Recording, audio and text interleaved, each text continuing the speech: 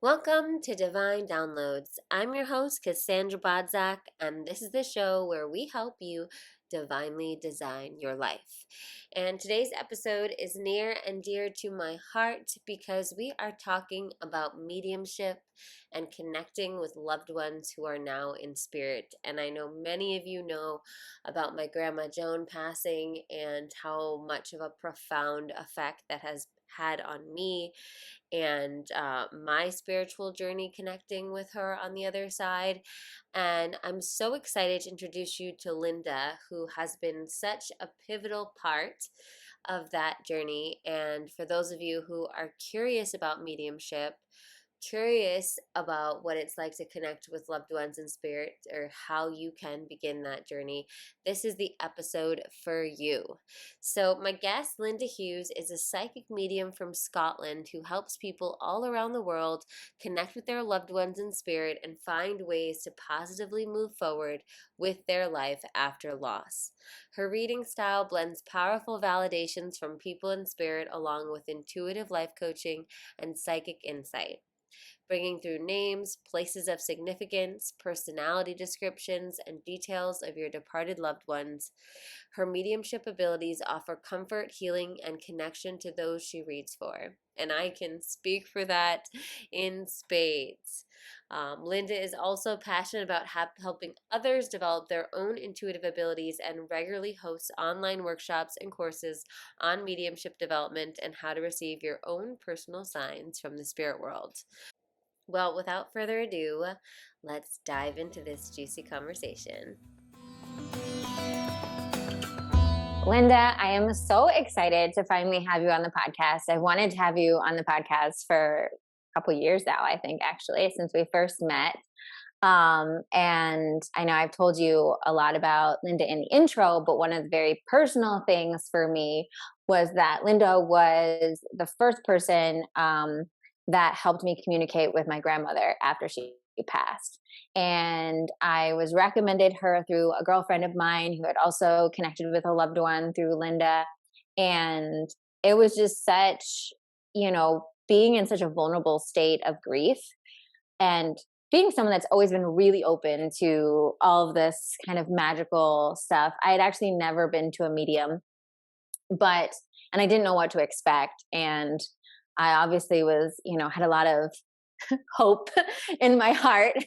And Linda's session, and I've done several sessions with her since then, just really was so comforting, so mind-blowing.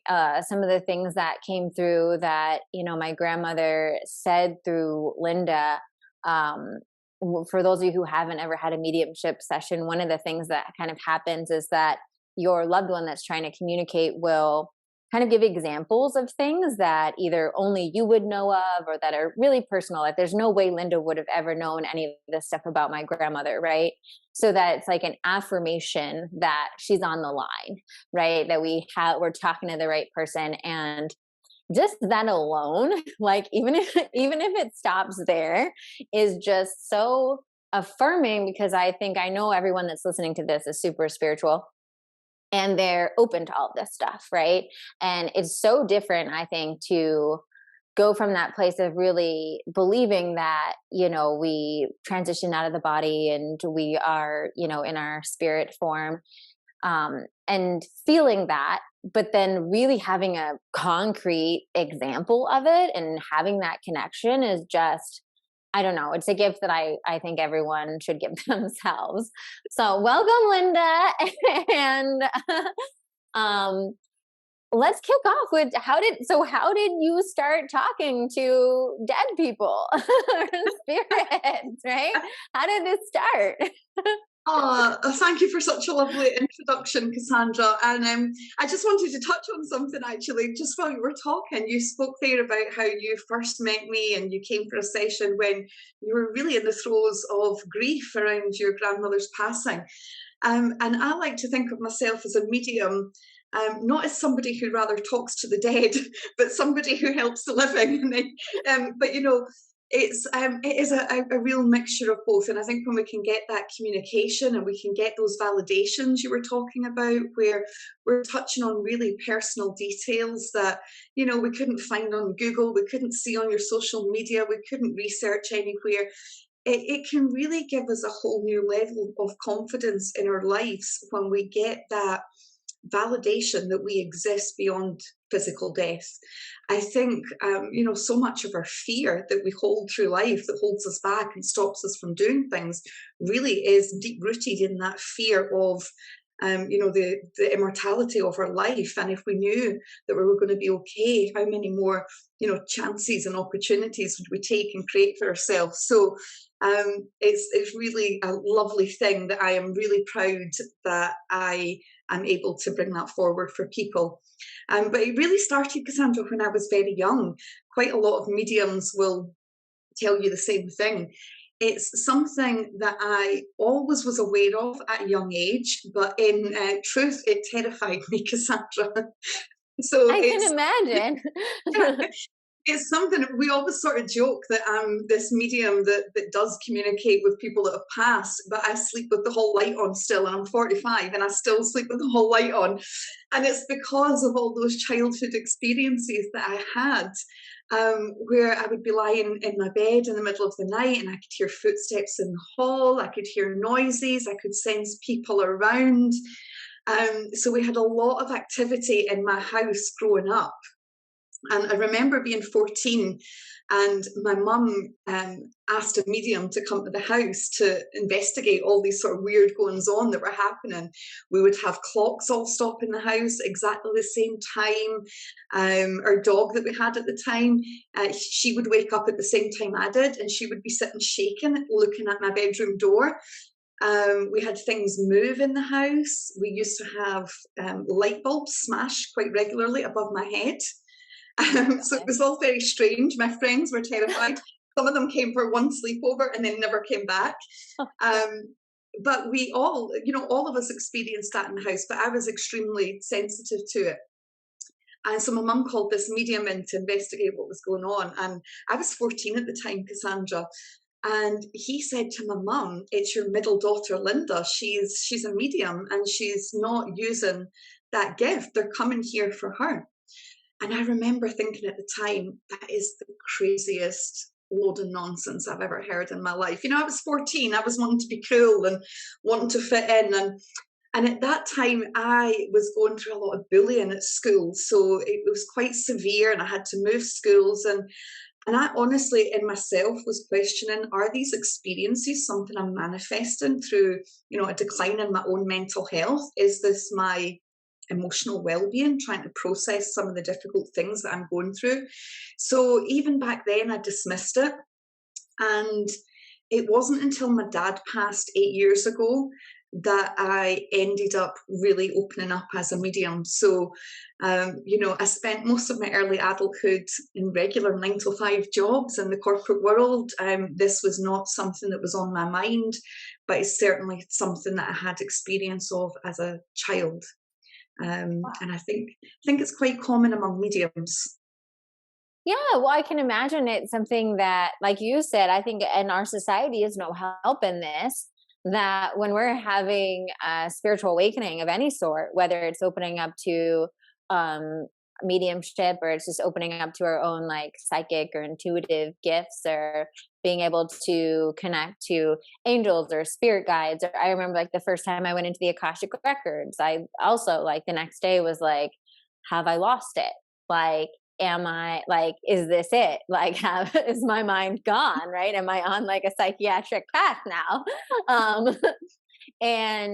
And society, of course, is like, oh yes, let's take a pill to get rid of that, right? And so it takes a lot of like courage and bravery, and I think also just being at that right moment in your life where you're like open to receiving that. So I'm curious, when your father passed, what did it look like for you after like all of these years of kind of being like, I don't know, I might have this weird thing going on, but like that's not who I want to be, to being like, okay, I'm guessing it was first to try to connect with your dad, and then secondly to make that shift to be like, now I really want to help other people with this. Yeah, well, actually, it was more like some of the things that you just touched on there. That feeling that a psychic or awakening or a spiritual awakening very much coincides with a lot of the feelings and things you experience in psychosis. So that feeling of thinking I was going crazy is definitely was the catalyst for it. I actually took ill about 8 weeks after my dad passed.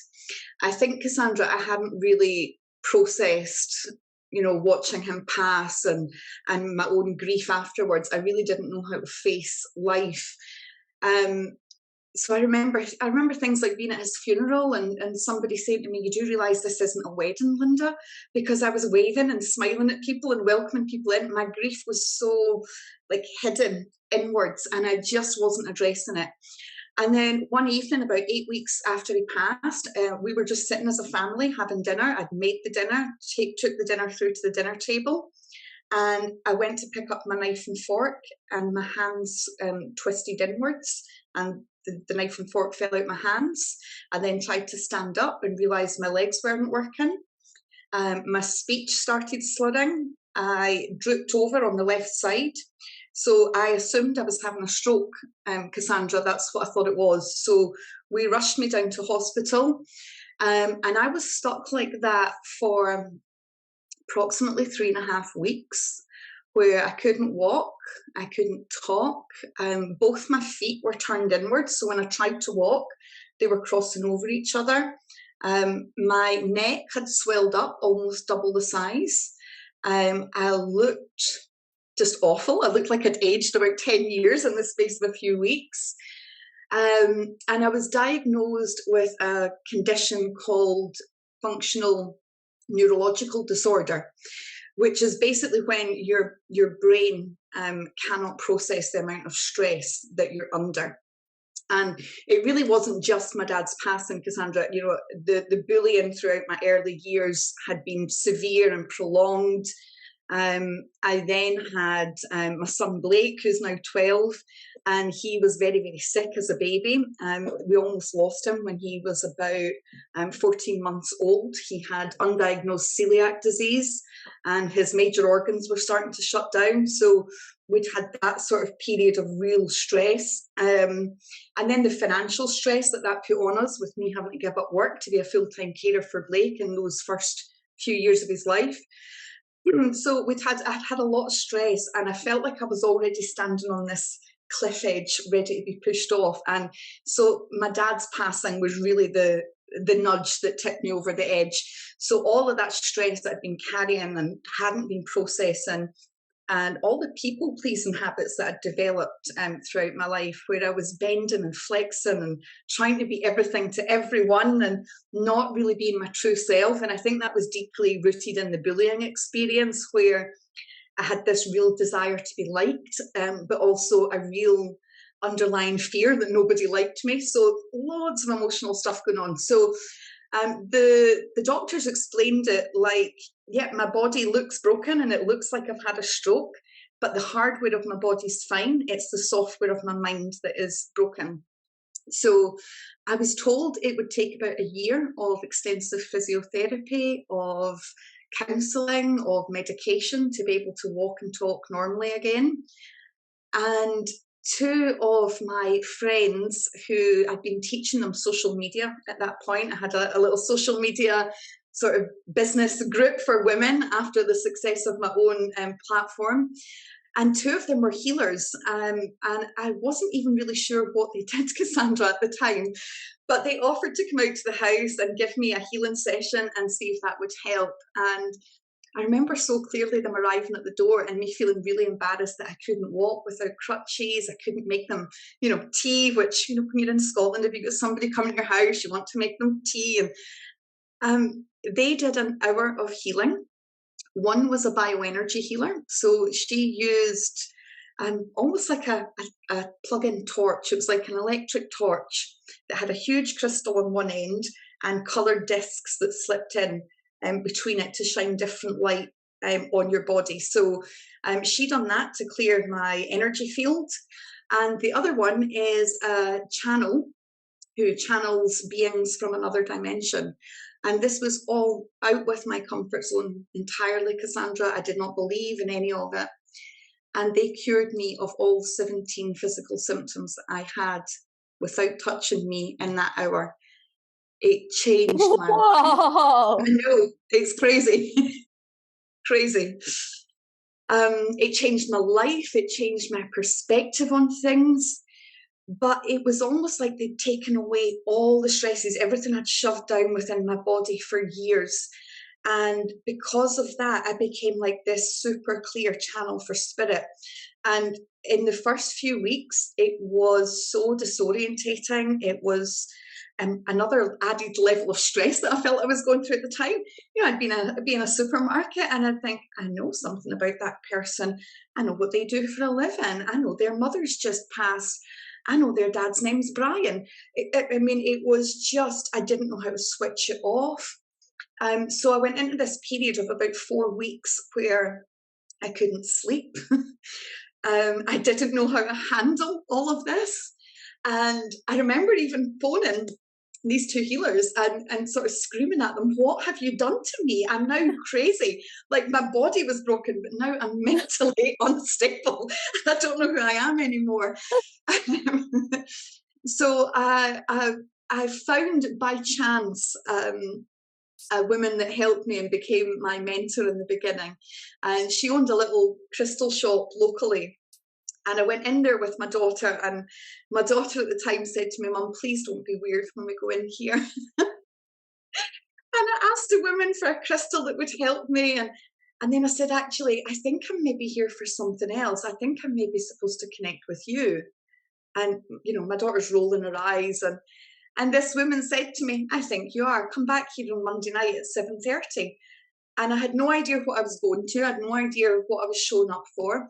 But it turned out she had a little room up the stairs in her shop where she held like a spiritual circle on a Monday night.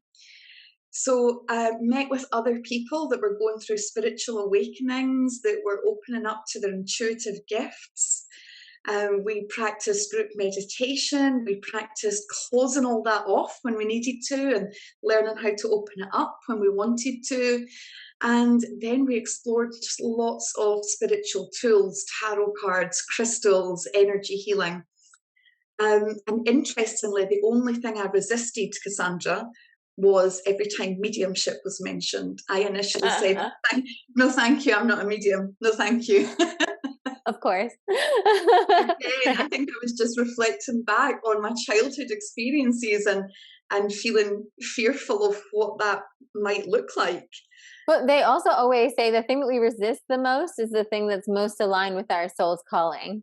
You know, Absolutely. It's like there's part of us that knows deep down that like that's what we should do. So therefore we're like the most terrified of it. Absolutely. You know, they say that you the things that you're hiding from within yourself, when you find the courage to face those, is when you unlock a new sort of level of abundance in your life. And that was certainly the case for me. So when did you succumb? When did you finally decide, like, okay, I've been fighting this, but I'm hearing about people's dead parents in the supermarket, so maybe there's something going on.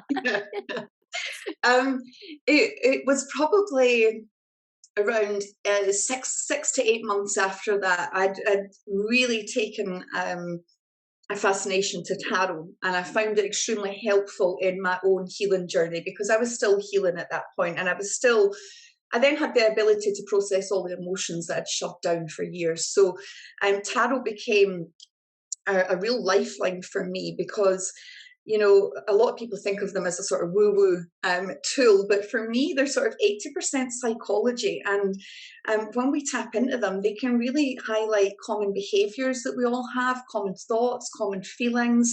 And there's a system there that shows you how to move forward with your life. Obviously, there's like 20% magic in there. We've got to still have the magic in life. And around that time, when I was really like feeling very confident with tarot, I seen a local advert looking for staff in a psychic cafe here in Scotland. So I replied to the ad and I said, look, I'm not a medium, but I'm a tarot reader. I can come in and give tarot readings. And I thought it would just be a way of, just further expanding that knowledge of tarot and getting people to practice on. And when I met the owner of the shop, we had a little interview, and she said to me, Linda, you're a medium if ever I met one. I'm telling you, you're a medium. Thou doth protect too much. That was it. So I started working in there. Within 3 days, I was unleashed. I was working alongside other mediums, and it was the first time in my life, Cassandra, I was surrounded by people who viewed and felt and experienced life in the same way as I did. So it normalized everything. And I think for anybody that's listening that is going on a spiritual journey, that's awakening those gifts in themselves, finding a community of like-minded people who are moving through a similar journey is so crucial to your development and to opening up all those senses further. So within weeks, I was given mediumship readings, and I stayed in that cafe for nearly 2 years. I did tea leaf readings, tarot readings, readings with nothing at all and just relying on mediumship, psychic readings, a whole lot of stuff. And I think in those first 2 years, Cassandra, I read for around 2,000 people. It was a lot of people. Now, can I ask you, did you have, because I know when I coach women and they're like trying to start off, whether they're doing tarot reading or psychic or whatever kind of business where they're utilizing their gifts, in the beginning, there's usually this like fear of like, what if I'm not good enough to be charging yet, right? When they're still flexing that muscle. How do you think, did you have any feelings of that when you first started at the cafe? Or was it kind of like, do you feel like your proficiency in the tarot helped you kind of be like, no matter what, I know I can give them a good tarot reading, and then if something else comes in, great. Do you think that helped you? Definitely helped. Tarot was in the beginning my sort of safety blanket. That was the thing I could turn to and know that I could deliver something helpful to people that were coming in there. But I guess, I mean, like everybody else, I think when we move into being entrepreneurial and what we're offering is a service that we offer, that feeling of not being good enough, what if I can't perform, what if I can't give this client what they're paying for, what if I'm not good enough at this, I think that feeling of imposter syndrome and also tall poppy syndrome, we sort of, when we're working alongside others, we don't want to stand out as the one that's really like making strides ahead. So I was caught in that place for a little while. Monetary wise, it was working for minimum wage. So I was there for the experience. It was a conscious choice I had made that if I'm going to do this, I want to read for a huge amount of people. I think it's just part of my nature, Cassandra. It's not necessarily that I'm competitive with others, but I'm competitive with myself. You know, as a youngster, I was a competitive ice skater. I was Scottish junior champion by the time I was 13. I'm very, determined that if I'm going to do something, I want to try and become the best at it. Because even if I fall short of that, then I'm still going to be good at what I do. So I always strive to sort of push myself, but it's just me being in competition with myself, seeing how much I can tap into my potential. So there was an element of that. And it was once I realized that I felt like I was outgrowing the space. And the way I felt that was when you're working locally and you're seeing local people coming in, you're not really being exposed to people with different lifestyles, different religions, different backgrounds, different cultures from your own. And I felt like that was the next level for me to really expand and, read for people from all around the world so that I could again challenge myself in my mediumship. But I love that. I love that. I did a very similar thing when I started out my coaching business. I didn't have I would have loved to be in a situation like that where it was like in like a little kind of group where could show up and get paid minimum wage or whatever it was, because my version of that was, I think my session started at like $25, where I just did them super cheap because I wanted, similar to like what you said. And I really encourage clients who are in that early stage, I think there's nothing as powerful as like real life experience.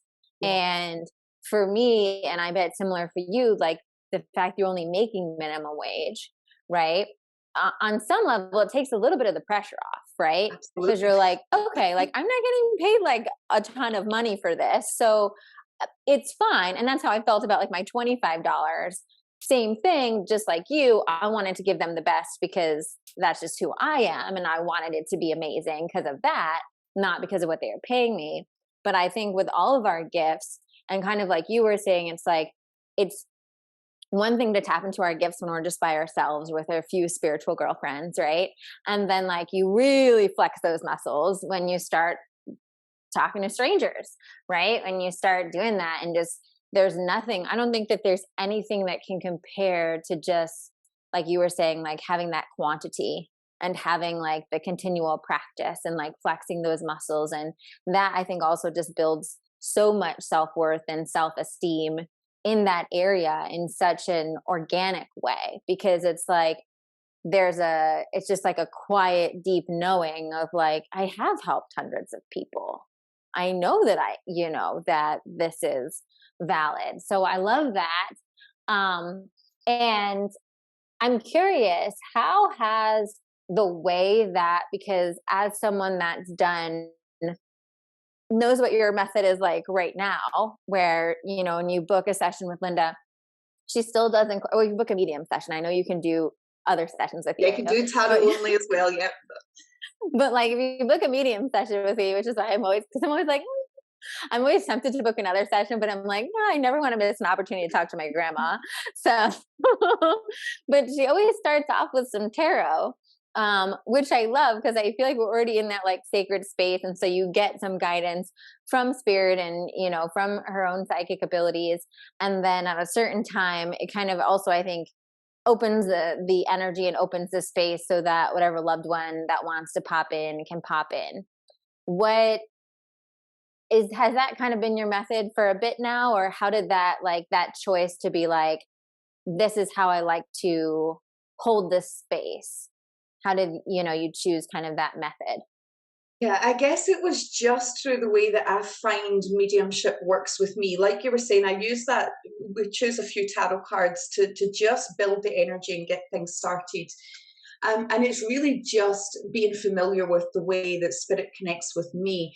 And for anybody that's developing those skills, it is really important to have those life experiences under your belt and to meet with a lot of people and read for a lot of people, mainly so that you understand how mediumship lands with you as the reader, as the medium, because it's different for everybody. So we don't have a blueprint. There's no exact science. It doesn't land the same for everybody. And so for me, I like to create that sacred space, and that just gives me 10 minutes or so. But while I'm reading those cards, what I'm actually doing in my mind, is calling in that person's team from spirit. And I'm giving them a chance to sort of gather. And that's where I then know, once we connect with spirit, if we've got one person, if we've got 4 people, who they are, it gives me a chance to just familiarize myself with their energy and the way they're coming through to me. And then from that, the mediumship stays very, very open, and every single person in spirit communicates differently, Cassandra, the same as we all communicate differently here. So we're really then tapping into all 5 clear senses, where I'm just explaining what I'm hearing, feeling, seeing, sensing that comes through. And I'm always looking for those validations that we spoke about at the very beginning first. It's really important for anybody going for a reading that they're not just told, hey, I have your grandmother here, she wants you to know this. How do we know it's your grandmother? There's a certain level of skepticism that I think is healthy for even the reader to keep, because it makes sure we're looking for those validations, we're looking for that evidence that we're with that person in spirit before we then pass on any messages. Oh, for sure. And I think it's also, because of the way sometimes I think people come in, or people feel different energies, right? Like, it's like, which grandmother is it, right? Or is it a great grandmother that maybe just has grandmother energy, and then it gives you, it helps you kind of drill down to which you know, sometimes you come in and, you know, if you're like me and I have an intention of one person that I want to connect to, but also I try to keep it open. And I've, through the journey of connecting with my grandmother, I've gotten to talk to my grandfather, who I never met in real life. I've gotten to meet, you know, my grandmother on my father's side, and there's been all different kinds of people that have come in on that. So, but now I want to get to some like messages from spirit, because I feel like what a incredible privilege to be this conduit, right? And to be a witness to hundreds of sessions where you're connecting with all different kinds of, you know, people in spirit. Are there certain messages that you find consistently come through when people are connecting to their loved ones in spirit? Yeah, there's definitely, when we look at the amount of readings I've done, Cassandra, I feel like I'm in a very privileged position in terms of being able to analyze a lot of information. I've done roughly about 8,000 readings now, so it's a lot of information. So we can see patterns and we can see similar messages coming through from completely different types of people. You know, not just the people in spirit, but the people I read for. You know, we have people from all around the world, all different backgrounds, all different cultures. I also read for really high profile people that are very successful and known to the public. And what the theme there is that being yourself and finding courage to go for things that are important in your life comes through a lot. Really, for me, it's helped me redefine what success looks like. And I know the people that follow you, you know, and join in with your sort of teachings on abundance and how we attract success into our life. Sometimes we're so quick to you know, judge that on the monetary things, the bigger house, the bigger car, the better job, the bigger pay rise. But there's so many little details that come through from spirit, joyful moments, moments that they cherish, just memories that they cherish with people, feeling, you know, freedom to express themselves or be themselves. And also forgiveness is a huge one that comes up quite often. I think one of the biggest ways that mediumship can comfort some people that are really stuck with their grief is quite often they're holding on to some level of guilt, normally survivor's guilt of some sort, no matter what the relationship was to the person in spirit. And we quite often get messages there that, hey, I'm fine, you did what you needed to do and you did as much as you can, and I know you tried your best. And so we get these real messages that can allow people to let go of the things that they are really trapped in their grief about. But yeah, some lovely things. There's a few examples that that really stand out, and they're always the silliest of things, Cassandra. It's never like really big things. But I had one lady who, her husband had passed, and they'd been married for over 50 years, and she was just really feeling lost navigating life without him. And I think he'd been in spirit for about 3 years by the time that she spoke to me. And one of the things that came through was a vision of her in her house sitting on this blue velvet sofa. It was like a bright blue velvet sofa. And so I asked her about it. I said, he's shown me this blue velvet sofa and you sitting on it. I can see you quite happy, drinking your tea. You look so relaxed. I said, is this something you've got in your house? And she immediately started crying and said, I've looked at that sofa now for 6 weeks, and every time I see it, I think my husband wouldn't have liked that. And I said, well, I think this is him showing me that you should buy that blue sofa. You know, life's too short. You go and get that sofa. He is still, you know, he was showing that he was still bearing witness to some things that she was doing in her life. And that is really important when we can get communication from spirit that looks like that, even though it feels something trivial, just that she's been thinking about this blue sofa. The fact that he was able to project that image into my mind from spirit that I was able to convey, let her know, hey, he's still around me. He's still witnessing some of the things that are happening in my life. And again, that can really help people move through their grief, knowing that that person is just out of sight. They're still around. Yeah.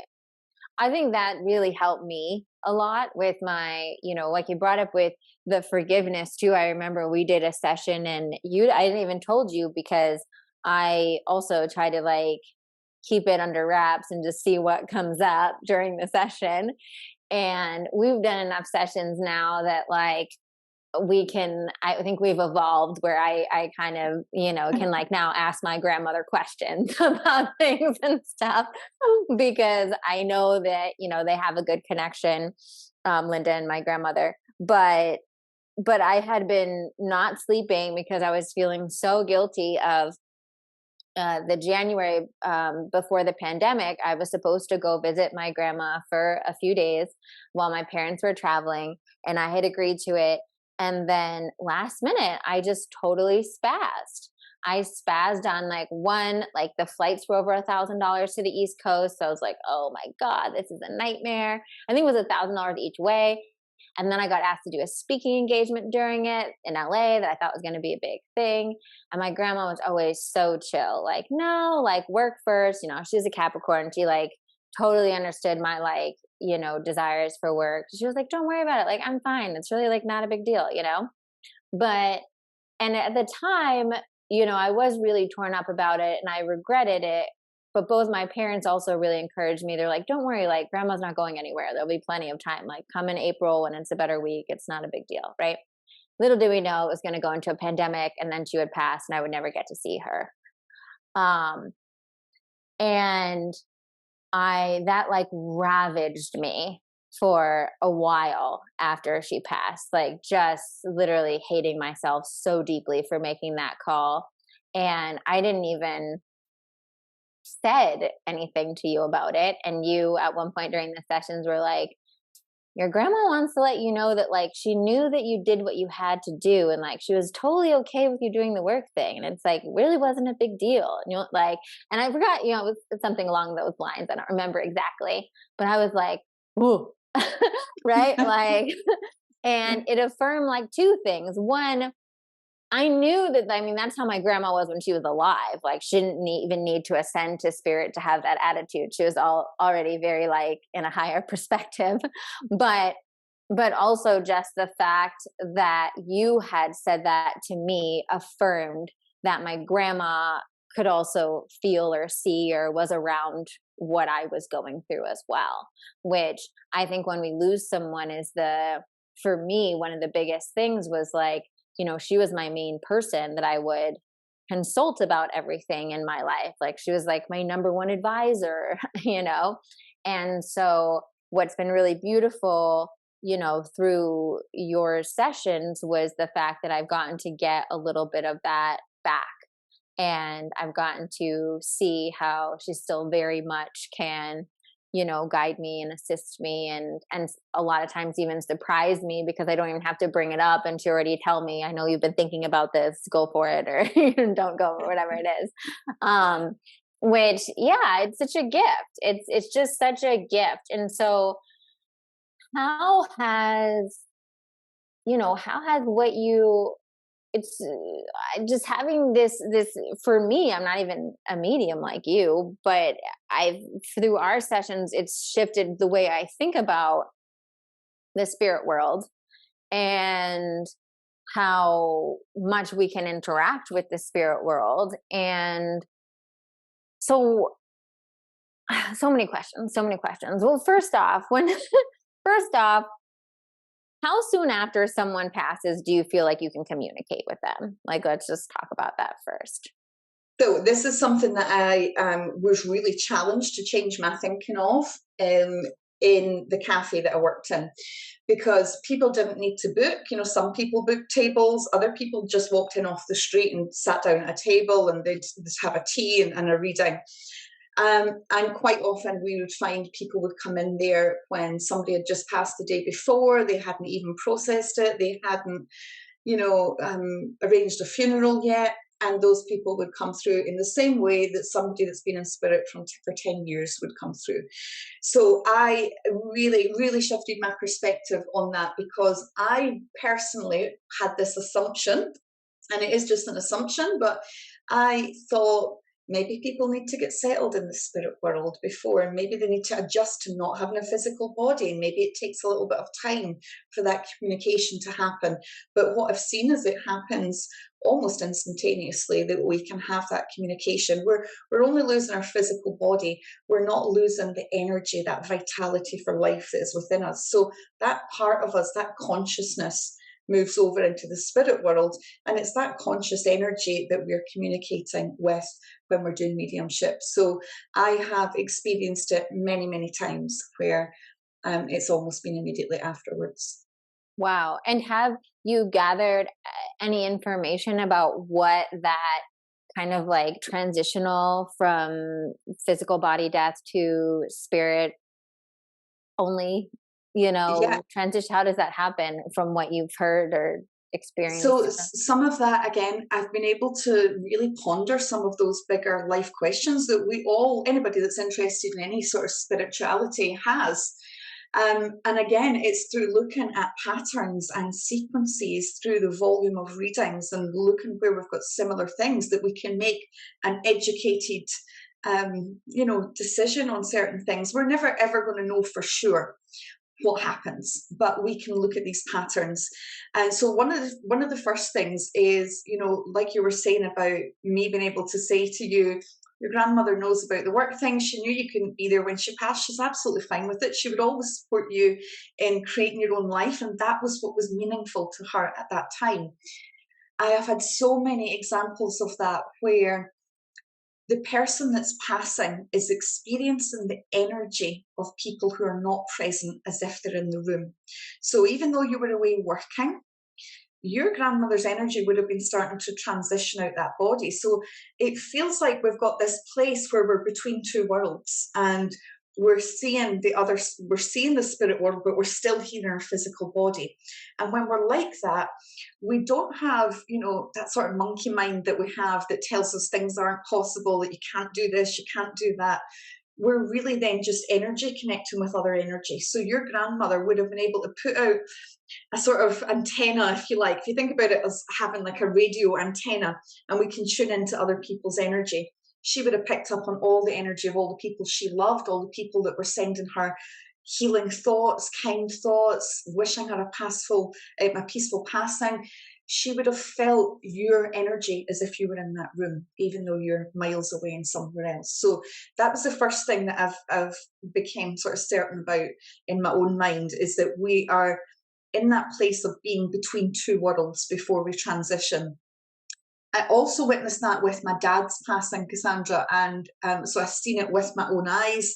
And my sister was also there. My younger sister was with me, and it was just us two with my dad. My older sister had just started a 3-week sort of dream holiday in America, so she was not in Scotland when he passed.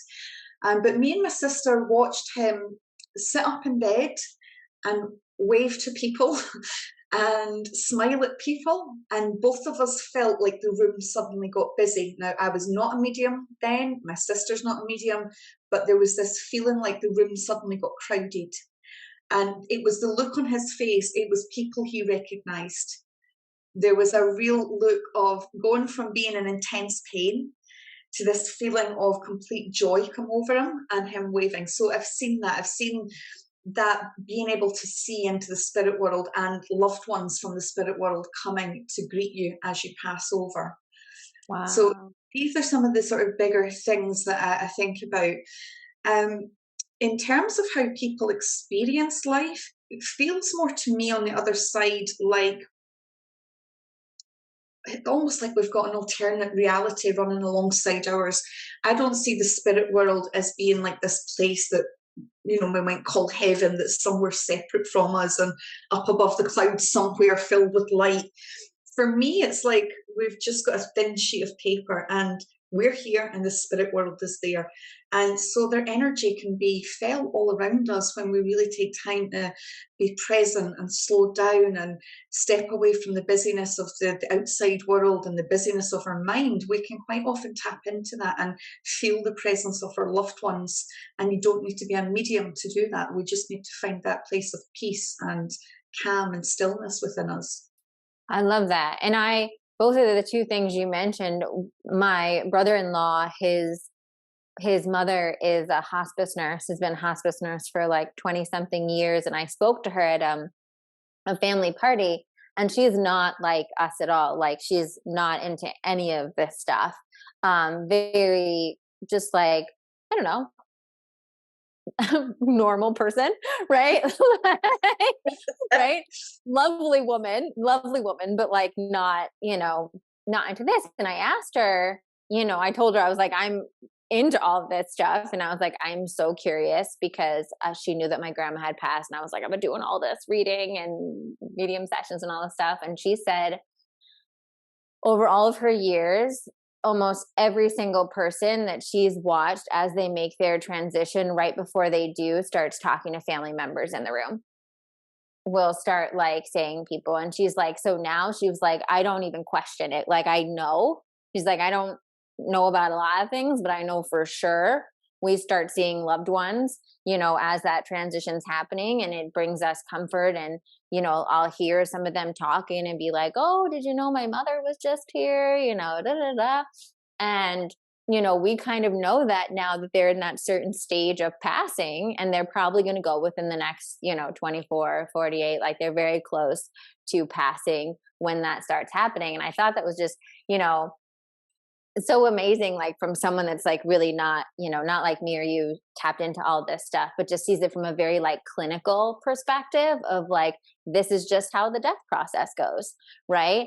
And then secondly, we were talking about that when my grandma was passing, I actually had one of my most mystical experiences, because I was sitting in meditation. I had said goodbye to her on FaceTime, and I knew that they were going to let her, because she was being kept alive on a BiPAP machine, and that was against her instructions of what she wanted.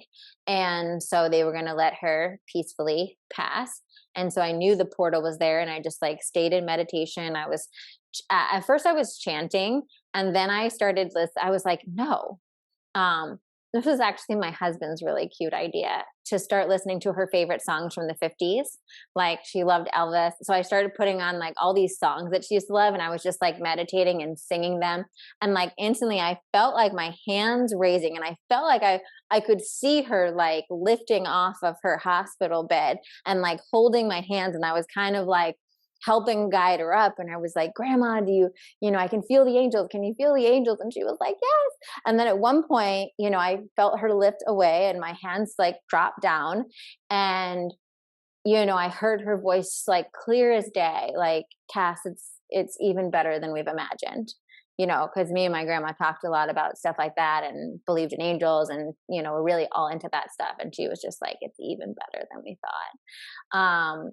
And so I think it's so powerful. And there's so many stories of people having powerful moments like that when someone is crossing the threshold. I think Gabby Bernstein also shares a story about this, where she had an experience when someone close to her was passing, where she was like in the middle of like about going to like, do a work thing. And she just got this feeling like, I don't know, I just need to like stop and meditate right now, like right now. And she's like, it was so weird that I was like, not even going to question it. I'm just going to stop, and they can just tell them I'll be a little bit late. And then she did it. And then she, felt something moving. She wasn't sure exactly what was going through. And then after she felt complete with whatever it was, her mom called and was like, oh, your grandmother just passed. Right. And it was almost like in that moment that soul was just saying, hey, can you be here for this? Right. It's so magical. Absolutely. And that's a lovely example that we could, I guess, ask the question in the same way that when we sit down to do mediumship, we send that intention out for our loved ones to come close. I wonder if those that are going to the spirit world, are able to send that same intention down to us, and it makes us stop, and we realize they need us in this moment, in the same way that we ask for signs from them. I think it's very much a two-way thing that I think forward. I think for sure. In that moment, I think I don't know, actually I'll ask you, do you feel like based on what you've heard from spirit, do you feel like we kind of choose our passing or choose how that happens and how it goes down? Or do you think we kind of make the most of however it happens? I think we make the most of however it happens. And I guess the reason that I've come to that, it's very, very difficult when you experience people that have had what we, the witnesses to it, feel are a very traumatic passing, or it's somebody extremely young, or where somebody's lost their child.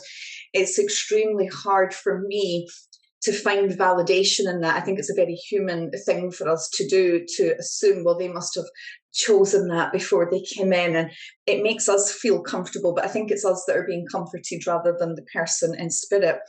The way I see it is that if we are having any sort of traumatic experience in our physical body when we pass, you imagine your angels, your guides, your loved ones in spirit coming in and swooping your soul out of that body. So it might look physically traumatic to us. It might look like they're in a lot of pain. But even in really difficult circumstances, I think the soul makes that transition. The majority of it, if we think 90% of the soul has already started to go over there. Yeah. So I don't think there's an element, and I've questioned that a lot, Cassandra, and I'm always open to having flexibility around my thoughts and my belief systems. That I've still got a long way to go with my mediumship journey. There's still other things I want to challenge myself with, and making sort of firm thoughts in my head around some of these big questions is certainly something I want to work towards getting more clarity on. But that for me feels like I don't think we all choose our passing. I don't think we come in here with an agreed date and time and way that we're going to pass. Do you feel like, have you connected with people in spirit that, are not at peace with how they pass? No. Okay. Never. It is something, no matter how traumatic, whether it's a car crash, whether it's something really, really difficult. And with that amount of regions, I've had so many causes of death present. It's quite often one of the last things the person has experienced, and it's a really good validation if they can just confirm how they passed when they connect with mediumship. It's a great validation to confirm we've got their energy. So, there's been some really bizarre ones, or more not bizarre but less common, people being crushed by a fallen tree. I've had people that have drowned, people that have lost their lives in a fire. There's been so many different ways. I've also connected with a lot of people who have died by suicide or have died by homicide, and it's somebody else has taken their life. And these are all things that we would feel we must struggle with on the other side to make peace with that. And in fact, they don't. They're at peace the minute they are in the spirit world. Wow. And do you feel that they have the same peace that you experience about how they passed? Do you feel like they have peace around how they live their life? Or does it ever come up that the person in the spirit world has regrets or wishes they did certain things differently? Yeah, so I don't think they necessarily have regrets. Again, it's a very human, in your body sort of feeling to have regrets. It's generated by our thoughts and our mind and so many sort of influences. But I have experienced lots and lots of times, Cassandra, where I feel people are showing me that they are going through a life review. So almost like they're seeing their life play out as a very quick movie flashing in front of them once they get to the spirit world. And I do think the soul continues to grow and learn and evolve in spirit. And part of that is reflecting, but without judgment, without regret, just with, a clean sort of state of mind, looking at their life choices. And I think they all review the same three major things. I think they ask, did I give out enough love? Did I receive enough love? And did I express myself fully? These are the three common factors I see being reviewed in life reviews through things that I'm picking up on in spirit, memories that are recalled. This is not just me sort of guessing what goes on. It's through people like sharing, that they ended up working in a bank, but they held this long dream to become a dancer, and there's a feeling that how different their life might have been if they'd had the confidence to pursue that, or the resources that they needed to pursue that, and how their lives may have played out very differently. But we see it a lot, that feeling of expressing ourselves. I think one of the main things that is our purpose here, we're so caught up with purpose being around our career and what we're supposed to be doing for a living. But for me, purpose is just being authentic. It's about getting to know yourself and then expressing yourself without apology, without limiting beliefs, whether it's your creative way you express yourself, whether it's what you choose to do in your career, but you do it with your own flair and your own style and you make your own impact in the world. So these are things I check in with myself often, and I think that is the three areas that the people in spirit can really shed some light on to the people that are here living. I love that. Are you giving love? Are you receiving love? Are you expressing yourself? And that, since my grandmother passed, that has been one of the things that's been so potent and so powerfully coming through is that last one of, I think it's been just so almost like in my face about how I really do feel, and shifted some of my offerings and how I talk about things and all how I live my life, is that our sole purpose is expressing ourselves, right? And that's like at the end of the day, it's like when my time on earth is over, whenever that number may be called, did I express myself fully in the time I had? Did I throw it all out there? And whatever that looks like in our lives, whether it's, for some people that might be telling people in their life how much they love them or how they feel, right? For someone else or someone like me, it's also like, what did I create for the world, right? Because it's how I like to express myself too. Or, did I explore all those interests and hobbies? And, I think that's one of the, I don't know if I was reading or I can't even remember if I was reading or meditating or however it came through. But one of the things that came through the other day, I was like not sleeping the other night till like 4 a.m. So I was like, I'm having a psychic intervention. But what came through was how like when we're out of this world, the things that we'll miss will be so much simpler than we're thinking. Like the feeling of like eating a freshly baked cookie, right? Or cuddling on the couch with your dog, or, these like kind of very like tactile, like a cool fall breeze on your face with a nice tea as you're walking or whatnot, right? Those will be the things that you'll actually look back and wish you enjoyed more. Yeah, and I think, those are the type of things that we see, even people who are not in the spirit world, people who are reaching old age, they are the things that they miss, their body being able to dance freely, maybe being able to run fast across a field. I think we're here as a soul, but we've been given this body to experience those things, to experience touch, to experience movement. And it's part of creating, that life that is abundant and joyful, is expressing yourself in that way, as well as creatively. So, yeah, it's interesting to think about. Speaking of that, and I know we're over timing, I could talk to you forever, but this will be a good, I think, round out question.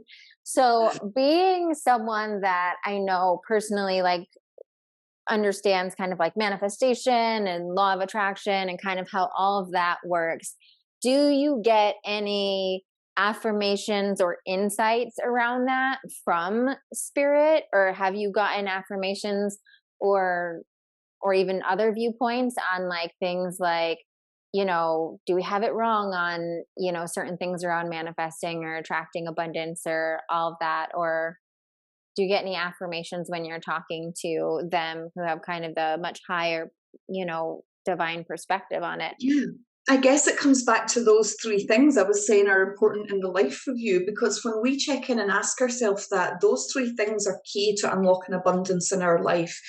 And I also don't think there's anything wrong with manifesting material things and wealth. And it's sometimes a taboo subject when we're in spiritual circles that we shouldn't talk about that. But I hear so many people in spirit coming forward and like showing me their favorite green Jaguar that they had, this fancy car. And, that was their pride and joy. They loved it. It brought them joy. It was a material object that cost a lot of money, but it brought them so much love and joy. And so there's nothing wrong with combining those two things. But if we ask ourselves those three questions, it shows us how we unlock that level of abundance in our life. Did I give out enough love today? We know one of the basic law of attraction is what we give out, we get back. And, abundance is about having all of the good things all of the time. Whether it's material, whether it's a feeling, whether it's a creative flow of energy, that's what we're looking at in abundance. That feeling of joy and, that vitality for life. So if we're giving out love, if we're doing good in the world, if we are giving of ourselves in service in some way to others, it will return to us. We also then need to look at whether we are receiving enough love. And, there's lots of telltale signs that we can look at that are very simple to check in with ourselves. Have I created a big enough container in my energy field to receive all of this good that I'm trying to call in? If we're finding ourselves, deflecting compliments, for example, somebody says to you, "I love the way your hair looks today," and you say, "Oh, don't be silly, it's a mess, oh, I hate my hair today." Like, that's a huge red flag there that you are not open to receiving love. We need to be receiving that. We need to be receiving that flow of good energy towards us, and we need to just see it as expanding in our energy field. And even like love and blessings, I would add to that, right? Like one of the things that we just did this past weekend, I did this Fall of Abundance challenge. And whenever I do anything around manifesting or whatnot, one of the things I get everybody in the habit of the gate of is like, we're celebrating everything. Right. So if you found a quarter today, I want you to tell me about it. We're celebrating. That's a quarter you didn't have that just came to you. Right. If you got a free coffee at the cafe today, and it's true. It's kind of like what you were saying with the compliment, is that oftentimes it's not that we're not receiving.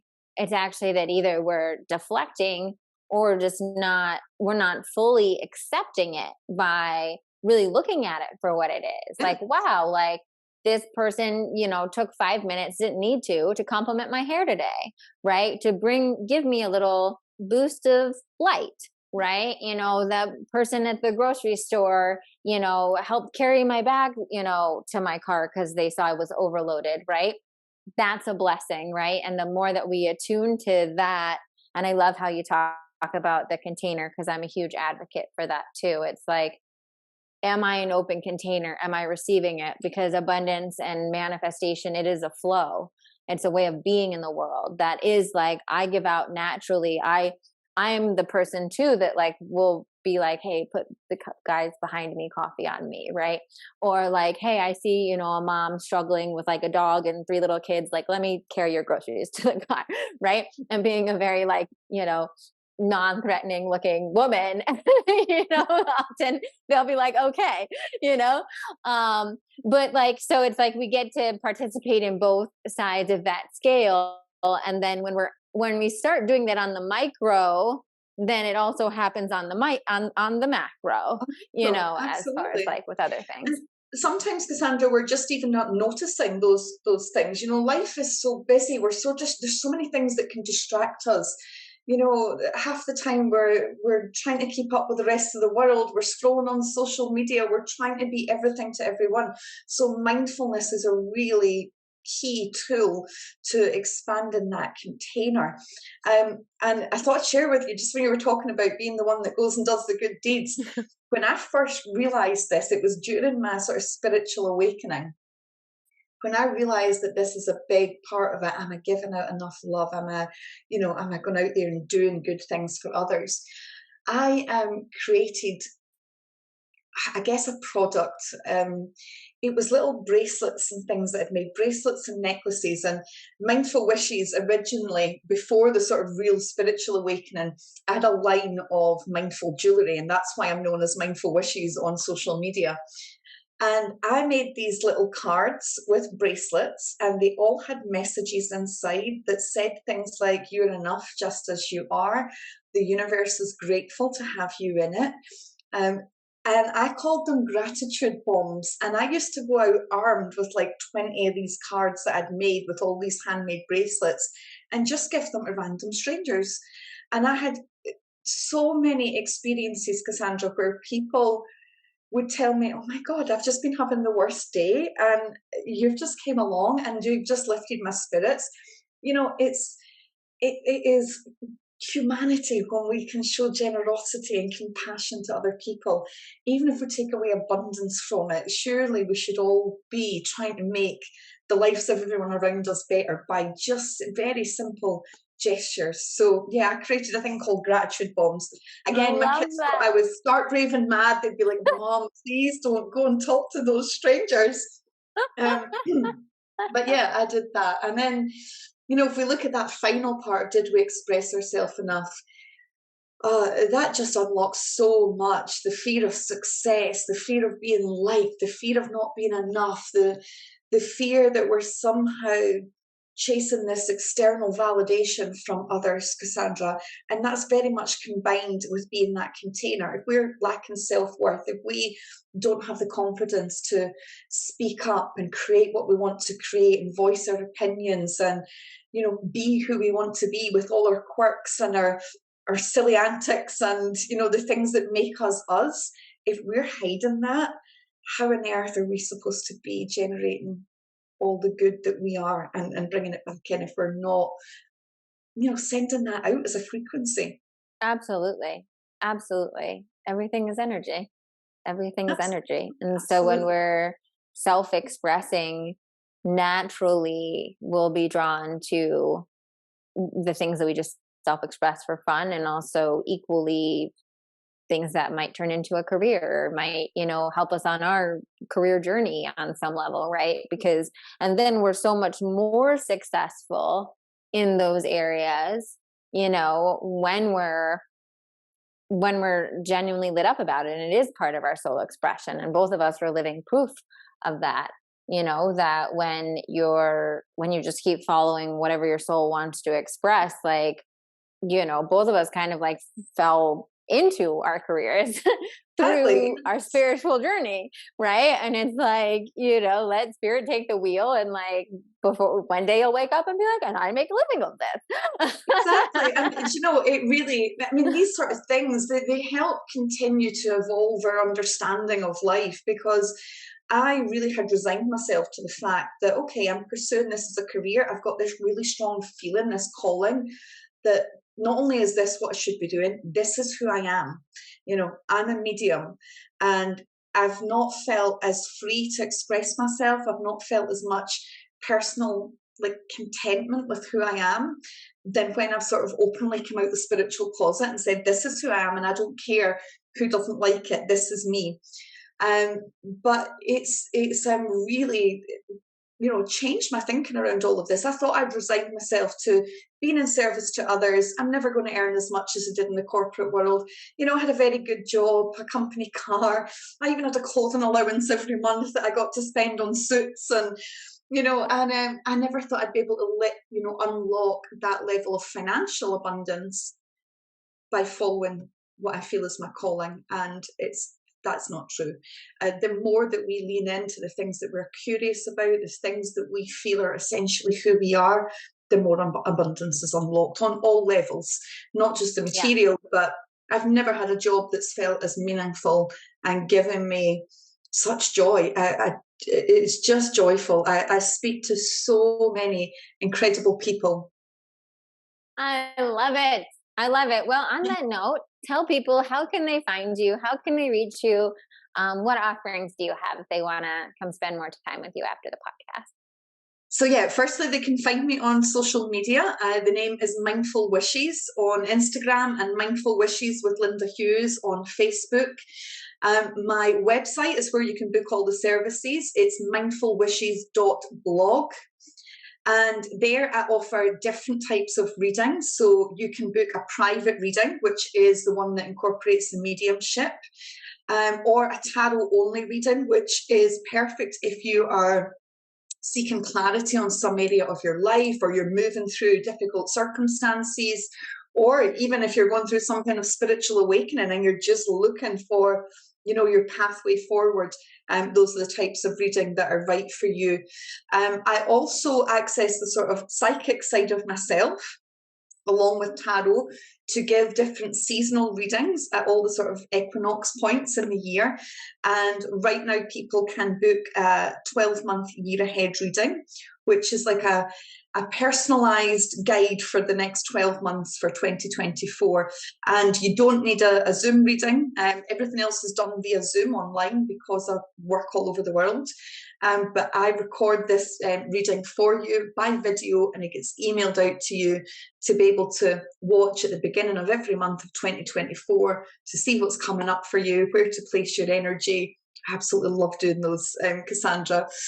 Oh, that's But such people, a fun one. I like people that. also find different workshops that I host on different spiritual topics, and also my mediumship development circle is on there, where we try and meet roughly once a month, and we practice with exercises to develop the clear senses, the faculties of mediumship, how it works, and really give you a chance to explore that.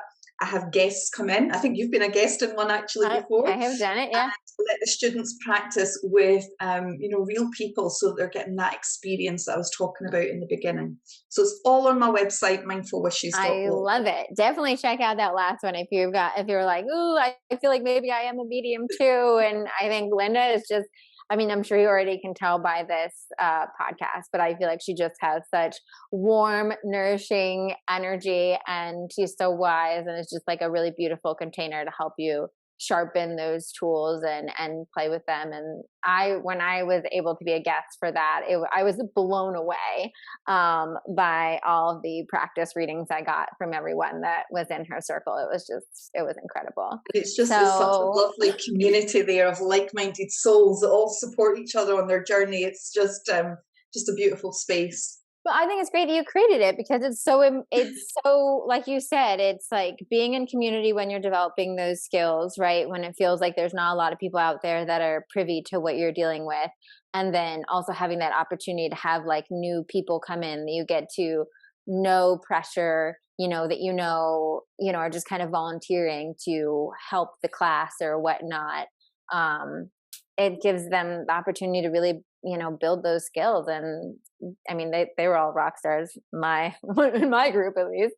But I will put all of those links below, so everything will be super easy for you to find. If you want to follow her on social media, book a service on the website. If you do, let her know that I say hi. I'm sure I'm always having sessions with Linda anyway. But thank you so much for being on, Linda. This was such a joy. You are such a gift, and I am so grateful that you're in my life and that I got to share you with my beautiful audience. Oh, thank you so much, Cassandra. It's been lovely to speak to you today. Thank you.